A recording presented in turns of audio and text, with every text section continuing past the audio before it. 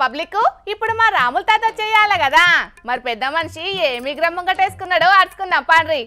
ఓ తాత ఏం చేస్తున్నావే? కండ్లకు కండ్లద్దాలు పెట్టుకొని కోటేసుకొని జబ్బకు బేగేసుకొని బ్యాంక్ ఆఫీసర్లే కచ్చిండు మొగోడు. ఎర్రా కన్నరా కన్నది. అబ్బా తాత తప్పైందా, ఇంకోసారి రానే మీ ఊరికి. పుణ్యవద్దు నీ పుట్టినాలద్దురా. నువ్వు నాకు ఫోన్ చేసిన పెద్ద తప్పు. ఎర్రా ఎర్రా అరే ఓ తాత గన్నం చెట్టు కట్టేసి గంటగానం ఎందుకు కొడుతున్నావే? ఇంతగా ఆయన చేసిన తప్పైందే?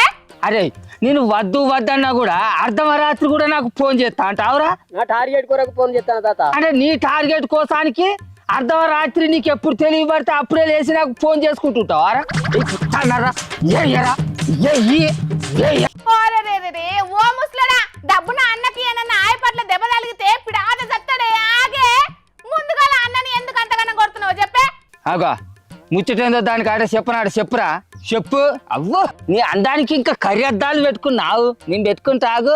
అరే అదిగా బుజ్జి, వీడు పొద్దుగాల పగతీలి మాబటాలకు మాచికి నా పిల్లని తమ్ముని లెక్కనే నాకు ఫోన్ చేసి, హలో తాతగారు, ఇగో నీ బట్ట తలకాయ మీద మస్తుగా ఎంచుకలు మొలిసేదందుకు నెంబర్ 1 మందు ఉన్నది నా దగ్గర తీసుకో అని ఫోన్ చేస్తాను. అంచను అర్ధరాత్రి కూడా వీరికి తెలియబడ్డప్పుడు లేస్తాడా ఫోన్ టప కొడతాడు నాకు. నీకు అక్కర్లేదని చెప్పి ఫోన్ కట్ చేయనుంటివే గిట్ల ఇంటికి పిలిపించుకొని కొట్టుడు నాయమే నానే తాత? అయ్యా ఒక్కపారి ఫోన్ చేస్తాను నేను పిలుచుకొని కొడతానే. అరే నాకు ఎంచుకల మొలుసుడు అవసరం లేదురా అయ్యా. ఇప్పుడు నేను ఎంచుకలు మొలిపించుకొని మళ్ళీ పెళ్లి చేసుకునేది అని ఉన్నది ఆరా అయ్యా.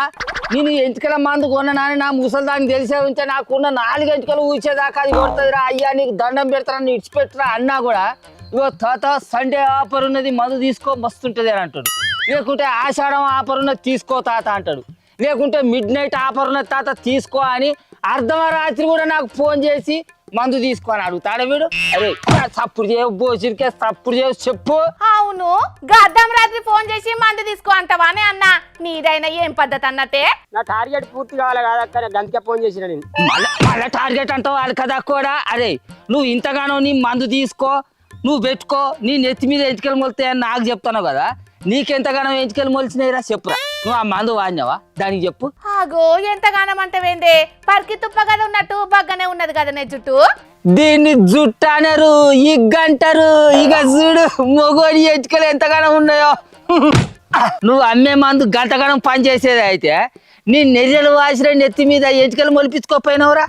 నన్ను కొనుక్కో అని నాయమడి పడతాను మీద వాళ్ళు కదా కూడా.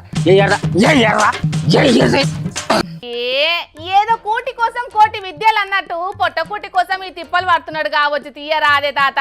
వీని పొట్ట కూటి కోసం మా పొట్ట కొడితే ఏందన్నాడు చెప్పు.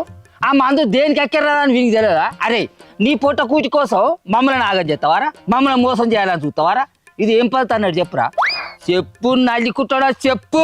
సరే కొట్టిన కాడికి చాలు గాని ఇంతకు అన్న ఎట్లా దొరికిండో చెప్పు. నీకు ఇలా పొద్దుగల ఫోన్ చేసి తాతగారు శ్రావణ మాసం ఆఫర్ వచ్చేసిందండి, 2000 రూపాయల మందు బాటళ్ళు 500 రూపాయలకే వస్తున్నాయండి అని అంటే, అరే గంట మంచి ఆఫర్ ఉన్నప్పుడు నేనెందుకు అంటారా తమ్మి, పట్టుకొని రా ఒక 2 బాటళ్ళు అని చెప్పిన పట్టుకొని వచ్చిండు, దొరికిండు, తన్నులు తింటాడు.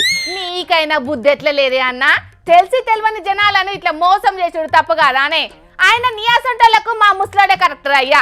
ఓ ఈ ఒక్క ముచ్చటేనా అనే తల్లి. ఒకడు ఫోన్ చేసి తాతగారు మీకు 1,00,000 రూపాయల రుణం ఇస్తాము మంచి ఆఫర్ ఉన్నది తీసుకుంటారా అంటే, అరే ఈరా నీకు దండం పెడతా అంటే ముందుగా ఖర్చుల కోసానికి అయితే 1000 రూపాయలు కొట్టు అని అంటాడు. ఇంకోది ఫోన్ చేసేదేమో తాత నీకు పెళ్లి అయిందా, పెళ్లి కాకపోతే మంచి పిల్లని చూసి పెళ్లి చేసుకుంటావా అని అంటాడు. అరే నాకు పెళ్లి అయితే ఏమద్దు నువ్వు ఫోన్ కత్తిరింగ్ చేయడానికి దండం పెడతా అంటే, వాడు కాకపోతే వీడు కాకపోతే వాడు కాకపోతే వీణాసంటాడు. రోజుకొక 20-30 ఫోన్లు ఇవే అవుతాయి నాకు. ఈనాడు మా ఇసొంటి మోసాలు చానే జరుగుతున్నాయటనే తాత. ఇగో ఇట్లనే ఫోన్లు చేసి మోసాలు చేస్తున్న 21 మంది మహిళా టెలికాలర్లను అరెస్టు చేసినట్ట ఢిల్లీ పోలీసులు. ఇంకా విచిత్రం ఏంటంటే అట్లా అరెస్ట్ అయిన మహిళలల్లా మన హైదరాబాద్ లో ఉండే సైదాబాదు, బోరబండ, జగిత్యాల జిల్లా కోరుట్ల, మహబూబ్ నగర్ జిల్లాలో కూడా ఉన్నారటనే. అగ్గో గట్టనే చాలా మంది ఆడవాళ్ళు నాకు కూడా ఫోన్ చేసి గట్టనే అడుగుతాలే తల్లి. ఒకటి నీకు పిల్ల కావాలని అన్నందుకు ఆ ముచ్చట నా ముసలి తిని నన్ను ఏమద్దంచుడు. రాత్రి మొదలు పెడితే తెల్లారేదాకా సుప్రభాతమే అయిపోయింది నా బతుకంతా. అరే మీకు ఎట్లా సిగ్గు అనిపిస్తలేదురా? వాని కోసానికి ఎవరి కోసానికో పని చేసి మా సొంటలో ముంచాలని మీకు ఎట్లా అనిపిస్తుందిరా? అరే తన్నరా జయరా జైరి.